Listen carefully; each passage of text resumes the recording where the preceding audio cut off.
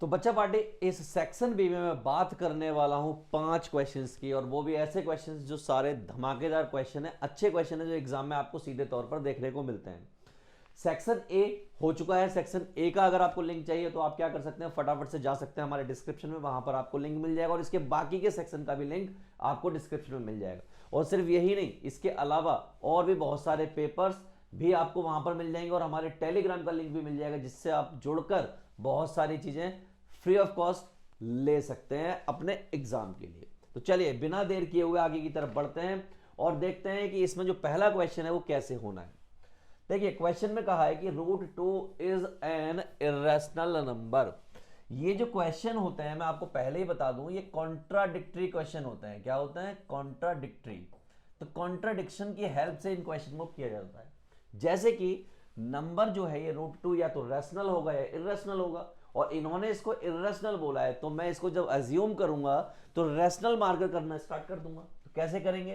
तो मैंने कहा बहुत आसान काम है और इजी काम है, बस जो मैं कहता हूं वो करिए। मैंने क्या किया, सिंपली इस √2 को लेट कर लिया। √2 इसको कुछ मान लेते हैं। मान लीजिए मैंने मान लिया कि a = या इसी तरीके से लिखिए √2 इज अ रैशनल नंबर। मैंने क्या मान लिया? इसको रैशनल नंबर मान लिया। ठीक है भाई।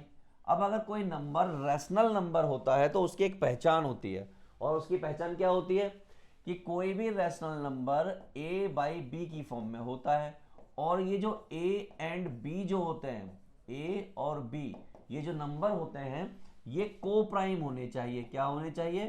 को प्राइम होने चाहिए। अब आप कहोगे को प्राइम का क्या बवाल है, को प्राइम कहां से आ गया? तो मैं ये भी आपको बता दूं, को प्राइम वो नंबर होते हैं जिनका आपस में कोई भी कॉमन फैक्टर नहीं होता एक्सेप्ट 1। तो मैं क्या लिख दूं? They do not have any common factor except 1। तो ये बात मैंने आपको बता दी। तो अगर ये ए वाई भी मैंने एज्यूम कर लिया, यानी कि ये फ्रैक्शन की फॉर्म में एज्यूम कर लिया, मैंने क्या किया यहां पर, सिंपली स्क्वायर बोथ साइड कर दिया। क्या कर दिया? Square both sides. अगर मैं इसको स्क्वायर बोथ साइड कर दूंगा तो क्या फर्क पड़ने वाला है? मैंने कहा कुछ खास फर्क नहीं पड़ेगा, ये ऐसा दिखने लगेगा और ये a/b का होल स्क्वायर दिखने लगेगा। थोड़ा सा और एफर्ट मारोगे तो ये आपका 2 हो जाएगा, ये आपका a² हो जाएगा, ये b² हो जाएगा। इस b² को उठा के ले आओगे तो b² = क्या हो गया? a²। और व्हाट आई कैन से कि a² बराबर है 2b², और मैंने इसको इक्वेशन 1 कह दिया। बात यहीं पर इंटरेस्टिंग आनी स्टार्ट हुई। इंटरेस्टिंग बात यह हुई कि आप देख रहे हैं कि a² बराबर है 2 टाइम्स ऑफ b² के। इसका मतलब ये 2 से मल्टीप्लाई हो रहा है, और अगर कोई नंबर 2 से मल्टीप्लाई हो रहा होता है तो वो डिविजिबल भी होता है। तो देयरफॉर मुझे एक बात पता चल गई कि जो a² है is divisible by, this is what, divisible by 2। और अगर कोई नंबर का स्क्वायर यानी कि a² अगर डिविजिबल बाय 2 है तो ऑब्वियस बात है कि a is also divisible by 2 होना चाहिए। और अगर कोई नंबर 2 से डिविजिबल है, यानी कि क्या है, 2 से डिविजिबल है, तो मैं इस नंबर को चाहूं तो a = 2 लैम्डा लिख सकता हूं। लैम्डा जो है एनी नंबर है, lambda is an any number जो भी मल्टीप्लाई में आ रहा होगा। तो भाई साहब ये एक नई कहानी आपके सामने आ गई। ठीक है भाई साहब, कोई दिक्कत नहीं है। मैंने क्या किया, इसको उठाया और पुट कर दिया पहली वाली इक्वेशन में। मैंने किस तरीके से लिखा? मैंने लिखा put a = 2 lambda in equation 1। Easiest way में करा रहा हूं और हर चीज को एक्सप्लेन करके करा रहा हूं ताकि आप आसानी से चीजों को समझ पाएं। अभी अभी थोड़ी देर पहले हमने निकाला था कि a² बराबर है 2b² के। मैंने a की वैल्यू यहां पर पुट कर दी, तो ये क्या हो गया, 2 लैम्डा का स्क्वायर = 2b²। सॉल्व करेंगे, क्या आ गया, 4 लैम्डा स्क्वायर = 2b²। इससे इसको काटा, कितना आ गया, 2 आ गया। तो मैं ये कह सकता हूं ये कितना हो गया, 2 लैम्डा स्क्वायर। ओए होए होए होए होए, ये अगर 2 लैम्डा स्क्वायर हो गया, इसका मतलब ये 2 से मल्टीप्लाई हो रहा है क्या, b। तो इससे एक बात और पता चली कि देयरफॉर कि जो ये v स्क्वायर है is divisible by 2। v square अगर 2 से मल्टीप्लाई हो रहा है तो डिवाइड भी हो सकता है, तो yes b square is divisible by 2। और अगर b स्क्वायर 2 से डिविजिबल है तो हमने पीछे सीखा है कि इसका मतलब b is also divisible by 2। अब भाई a भी डिवाइड हो रहा है 2 से और b भी डिवाइड हो रहा है 2 से, हैंस मुझे क्या पता चला, मुझे ये पता चला a and b both are divisible by 2, therefore they have 2 as a common factor।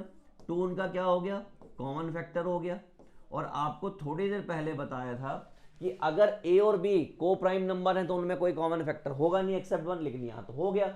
इसका मतलब a और b क्या निकले, को प्राइम नहीं निकले। और अगर वो को प्राइम नहीं निकले तो a बाई b क्या हो जाएगा भाई साहब, वो रैशनल नंबर नहीं होगा, और रैशनल नंबर नहीं होगा इसका मतलब क्या हो गया, इररेशनल हो गया। तो देयरफॉर √2 इक्वल टू a बाई b is not a rational number।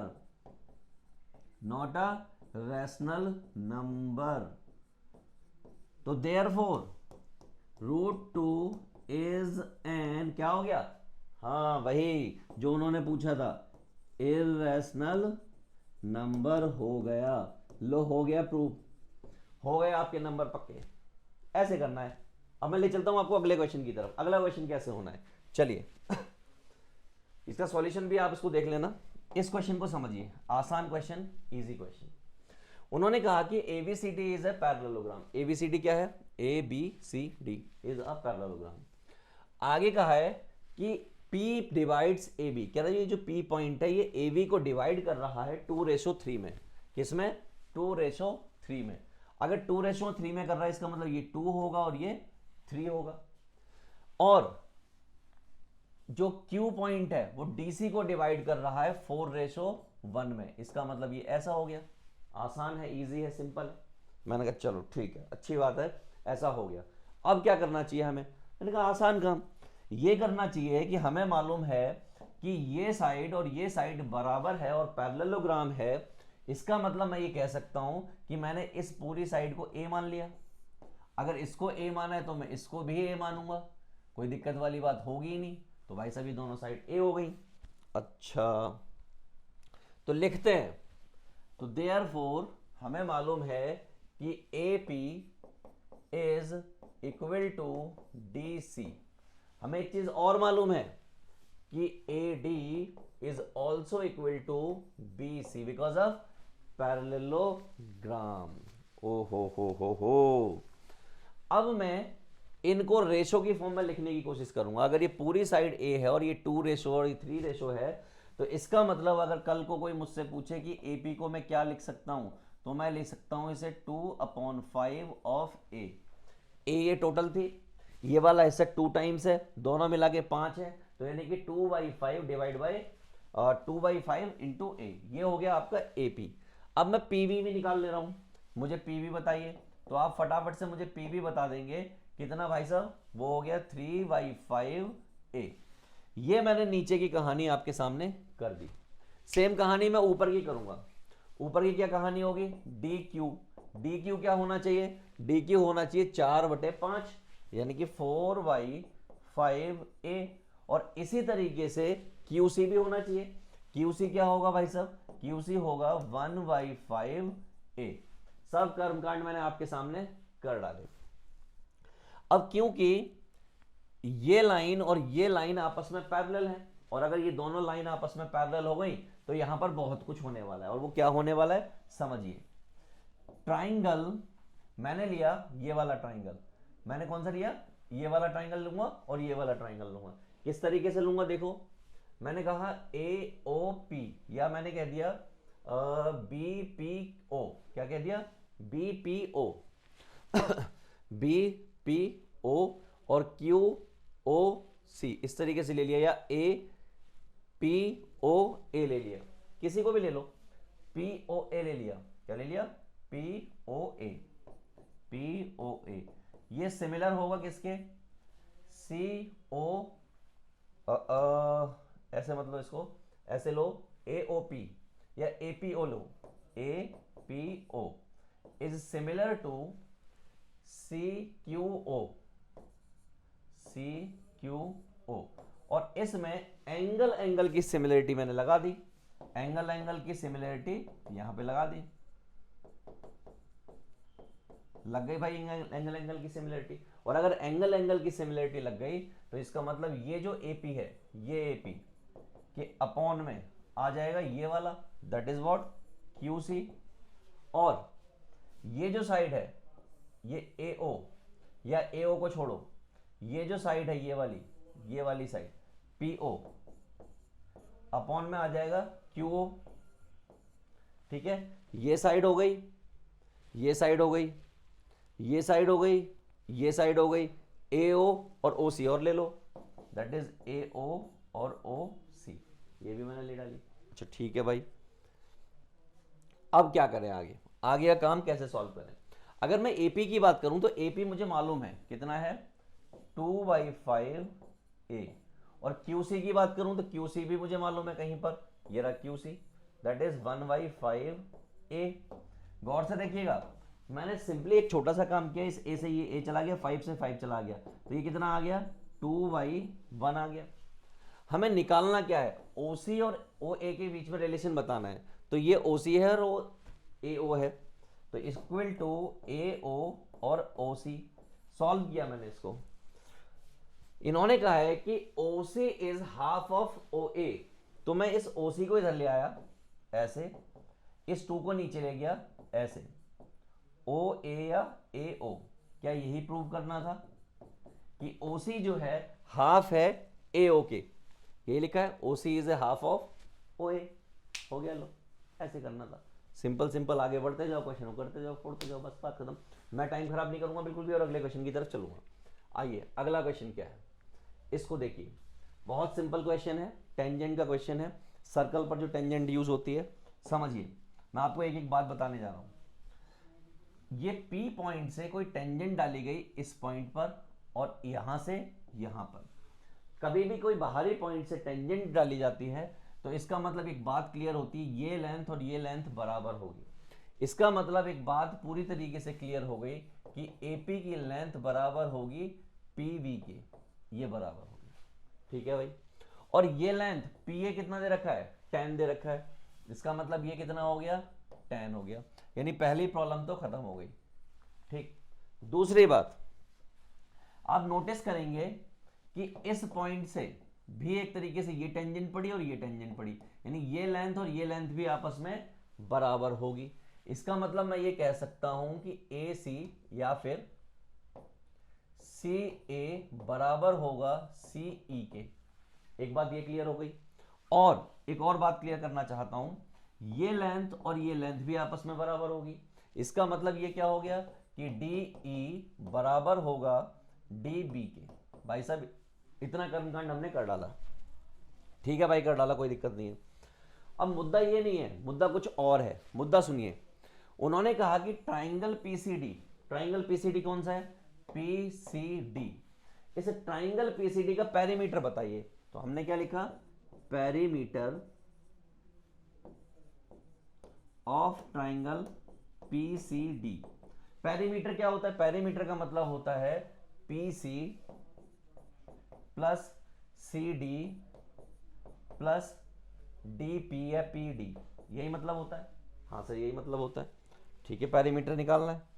अब प्रॉब्लम ये है कि हमें कोई भी लेंथ दे नहीं रखी, लेंथ सिर्फ ये पूरी दे रखी है और ये पूरी दे रखी है, कैसे निकालें, मैंने कहा रुको, ये PC है, बहुत अच्छी बात है, क्या इस CD को मैं ब्रेक कर सकता हूं, ध्यान से देखिए, C और D, इसको मैं अगर ब्रेक करके लिखूं इस CD को, तो ये क्या हो जाएगा, ये हो जाएगा CE प्लस ED, इसका मतलब ये हो जाएगा। इसका मतलब मैंने यहां पे क्या लिख दिया, यहां पे लिख दिया CE प्लस ED, और ये क्या है PD। अब गौर फरमाइएगा, इस्तेमाल कीजिए बुद्धि का। और बुद्धि क्या कहती है, मैं एक एक चीज बताऊंगा आपको आज। यहां देखिए इस हिस्से को, इस हिस्से को देखिए और इस हिस्से को देखिए। अगर आप गौर से देखेंगे पी सी प्लस सी ई, पी सी प्लस सी ई, पी सी प्लस सी ई, ऐसा कुछ लिख दिया। E D, E D plus P D, ये रहा E D plus P D. Notice करने वाली बात यह है कि अगर ये पी सी लिखा हुआ है, ये सी ई किसी के बराबर है। सी ई किसके बराबर है, सी ए के या ए सी के। भाई साहब ये हो गया। नोटिस करने की बात है कि ई डी भी किसी के बराबर है, वो बी डी के बराबर है, that is what B D. और ये क्या लिखा हुआ पी डी। फिर से नोटिस कीजिए इस चीज को, किसको नोटिस करना है इस बार, इस बार इसको नोटिस करना है, इसको करिए नोटिस और इसको करिए। पी सी प्लस ए सी, पी सी प्लस ए सी, यानी कि ये दोनों मिलके क्या हो गए, पी ए हो गए। This is what P A. यहां क्या हो जाएगा इस जगह पर, B D plus D P, ये लिखा हुआ है पी डी, ये किसके बराबर हो गया, ये पी वी के बराबर हो गया। और आपको ये भी मालूम है पी ए और पी बी आपस में बराबर है। इसका मतलब ये क्या हो गया, 10 प्लस 10 बोले तो 20 सेंटीमीटर। दैट्स इट, हो गया क्वेश्चन। ऐसे करना था, हो गया कि नहीं हो गया, बस इतना सा काम। क्वेश्चन को हमने हिला डाला। आपको इसी टाइप के और भी क्वेश्चन मिल जाएंगे हमारे, डिस्क्रिप्शन में जाओ, वहां लिंक पड़ा हुआ है। अब मैं चल रहा हूं अगले क्वेश्चन की तरफ, ठीक है। अच्छे क्वेश्चन है, आगे बढ़ते हैं। ट्रिग्नोमेट्रिक क्वेश्चन आ गया। अब इसमें क्या है, बिल्कुल लल्लू सा क्वेश्चन है। उन्होंने हमें गिवन दिया that is tan a plus b that is equal to √3। tan की वैल्यू कहां पर √3 होती है, तो हमें याद आया कि ये वैल्यू 60 डिग्री पर होती है। लिख दिया भाई साहब, कहां पर होती है, 60 डिग्री पर। तो ये हो गया tan 60 डिग्री। tan से tan का अंतिम संस्कार कर दिया, क्या बचा, a प्लस बी बराबर 60। ये हो गई पहली इक्वेशन। अब मैंने बुलाया दूसरी इक्वेशन को, a minus b tan a minus b that is equal to 1/√3। 1/√3 कहां पर होता है tan की वैल्यू, तो हमें याद आया कि सर ये तो 30 डिग्री पर होता है। मैंने कहा बहुत सही, आई शाबाश, that is what 30 degree. tan से tan का अंतिम संस्कार हुआ और क्या बचा, that is a minus b equal to 30 degree. ये हो गई इक्वेशन नंबर 2। मैंने इक्वेशन 1 और इक्वेशन 2 को आपस में सॉल्व किया। फ्रॉम इक्वेशन 1 एंड 2 मैंने सॉल्व करना स्टार्ट किया। सॉल्व कैसे करेंगे, a plus b equal to 60 और a minus b equal to 30। b से b कट गया, क्या हो गया, 2a इक्वल टू 90, यानी कि a बराबर कितना आ गया, 45। a बराबर 45 किसी एक इक्वेशन में पुट कर दो। मान लीजिए यहां पर रख दिया, ये कितना है 60 डिग्री, तो b की वैल्यू कितनी आ गई, 15 डिग्री। लो खत्म हो गया। तो a और b की वैल्यू फाइंड करनी थी, दोनों वैल्यू हमने निकाल दी। तो ये कितना है 45 डिग्री। दूसरी जो है देखो, ये यहां पर इस जगह पे देखो सॉल्यूशन में, इस 2 से ये कटेगा तो 15 बचना चाहिए। This is what 15 degree. That's it.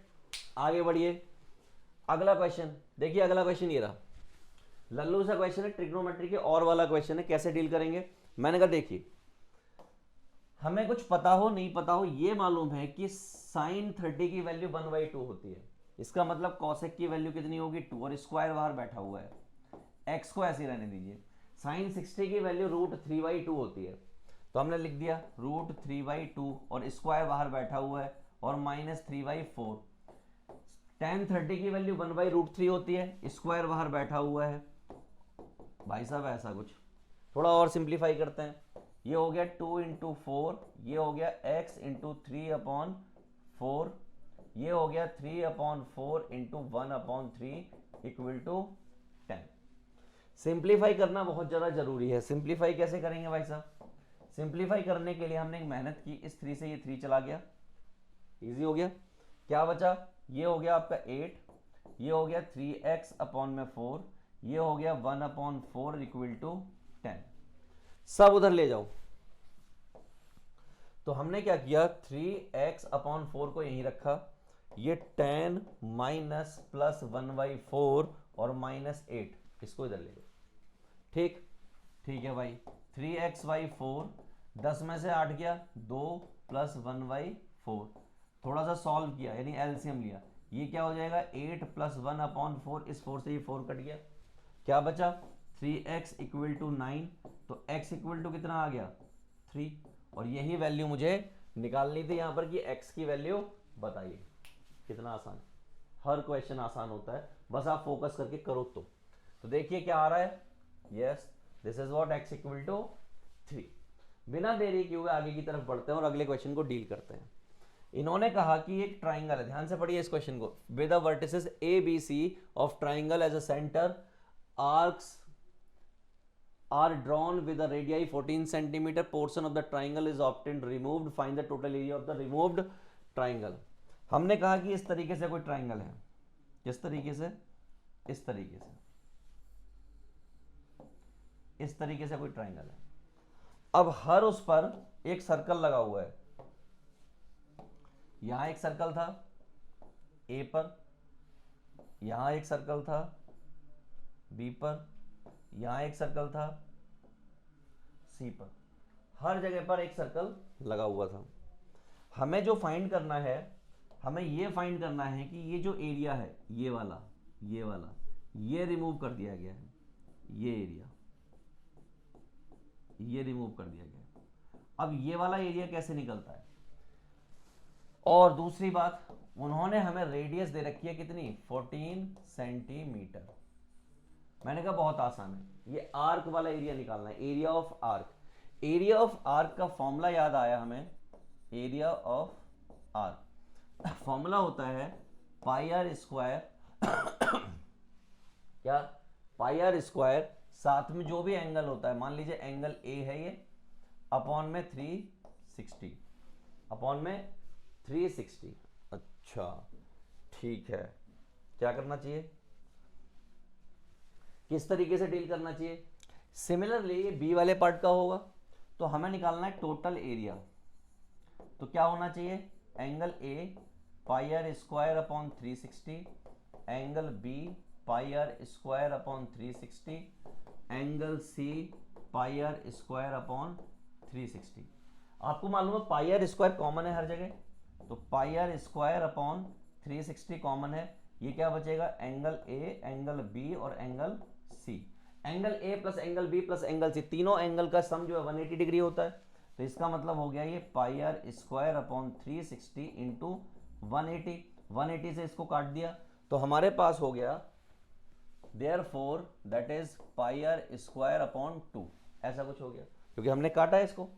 ठीक, अब क्या करें, हमने कहा सुनो पाई जो है 22/7 होता है, ये 1/2 है, ये आपका 14 इंटू 14 हो गया, 2 बार हमें लिखना पड़ गया। हमने कहा ठीक है भाई, कोई तकलीफ वाली बात नहीं है। अब क्या करें, हमने कहा 7 से इसको काटो 2 से इसको काटो, कट गया, क्या बचा 22 इंटू 14, ये बचा 14 दूनी 28 का 8, 2 14 दूनी 28 और 2 30, इतना सेंटीमीटर स्क्वायर। अगर ये सेंटीमीटर में दे रखा है, किस में दे रखा है भाई, सेंटीमीटर में दे रखा है, तो इतना सेंटीमीटर स्क्वायर एरिया होगा जिसको हमने क्या किया है, जिसको हमने रिमूव कर दिया है। बस दैट्स इट, चेक कर लेते हैं एक बार, तो यस 308 सेंटीमीटर स्क्वायर, आसान है। अब चलते हैं अगले वाले पर। अगला क्वेश्चन देखिए, ये बड़ा गंदा सा क्वेश्चन दिखाई दे रहा है, बट एक्चुअली गंदा नहीं है। एक्चुअली गंदा क्यों नहीं है, गंदा इसलिए नहीं है क्योंकि यहाँ पर क्या बन रहा है, यहाँ पर एक स्क्वायर बन रहा है। ये जो स्क्वायर बन रहा है, मैंने ये मान लिया कि इस स्क्वायर की जो साइड है वो 2a है, कितनी 2a, इसका मतलब ये a हो गया, ये a हो गया, ये a हो जाएगा, ये a हो जाएगा, ये a हो जाएगा, ये a हो जाएगा, ये a हो जाएगा, ये सब a हो जाएंगे। सोचने समझने वाली दोस्त बात ये है कि ये टोटल लेंथ 14 है, 3 इधर चला गया, 3 इधर चला गया, टोटल कितना चला गया 6। इसका मतलब ये लेंथ कितनी बची, 8 बची, क्या बची 8, कितनी बची 8 बची, क्योंकि 14 में से 3 ये और 3 ये माइनस कर दिया, 8 बचा। लेकिन इंटरेस्टिंग चीज ये देखिए कि अगर ये a है, अगर ये इतना a है तो ये भी a होगा, ये 2a होगा और ये a होगा, यानी सब मिला के मैं ये कह सकता हूं कि 2a प्लस a ये कितना हो गया 4a हो गया। इससे इसको डिवाइड किया तो a की वैल्यू कितनी आ गई 2 आ गई, a की वैल्यू कितनी आ गई 2 आ गई। अब मुझे ये वाला एरिया निकालना है। इस वाले एरिया की प्रॉब्लम क्या है, एक स्क्वायर है और 4 सेमी सर्कल हैं। तो वो क्या होता है भाई साहब, एरिया फाइंड करने के लिए तो एक तो स्क्वायर है, स्क्वायर कितना है, ये स्क्वायर है, इसमें इसकी साइड कितनी है ए यानी कि 2a, 2a मतलब कितना हो गया 2a, अगर निकालूंगा तो 2 इंटू 2 कितना आ गया 4a, ये साइड आ गई, ये क्या आ गई साइड आ गई। तो मैं क्या करूंगा 4 स्क्वायर प्लस 4 सेमी सर्कल है, सेमी सर्कल क्या होता है पाई आर स्क्वायर डिवाइड बाय 2, ये सेमी सर्कल होता है। ठीक है भाई साहब, इससे इसको डिवाइड किया तो ये क्या हो गया 16 प्लस 2 पाई जो है लिखा रहने दो, पाई जो है लिखा रहने दो, उससे छेड़छाड़ मत करो। यहां आओ आर पर, आर कितना है, आर बोले तो ए के बराबर है और ए कितना है 2 स्क्वायर, तो ये कितना हो गया, ये हो गया 16 प्लस 8 पाई सेंटीमीटर स्क्वायर, वो एरिया है जो अपने को रिमूव किया है, जिसमें शेडेड पोर्शन नहीं है। तो बच्चा पार्टी इसी तरीके से इसको सॉल्व किया है और ये रहा आपका आंसर। तो इस तरीके से हमने सेक्शन बी को भी पूरी तरीके से खत्म कर दिया है और देखा आपने कितनी आसानी से हमने 5 क्वेश्चन को निपटा दिया। क्वेश्चन हो गए आपके यूं पक्के। आपको इसी टाइप से अगर बाकी क्वेश्चन डील करने हैं, बाकी की सेक्शन डील करने हैं, अभी के अभी डिस्क्रिप्शन में जाओ, वहां पर आपको हमारा टेलीग्राम लिंक मिल जाएगा, जिसमें आपको बहुत सारे सैंपल पेपर, बहुत सारे वीडियो लेक्चर मिल जाएंगे सैंपल पेपर से रिलेटेड। आपको इसी सैंपल पेपर के और पार्ट चाहिए, डिस्क्रिप्शन में जाओ, वहां पर लिंक पड़े हुए, और इसके अलावा नए नए सैंपल पेपर करने हैं तो वो भी वहां पर लिंक के साथ अवेलेबल है। चलिए मैं मिलता हूं नेक्स्ट सेशन में।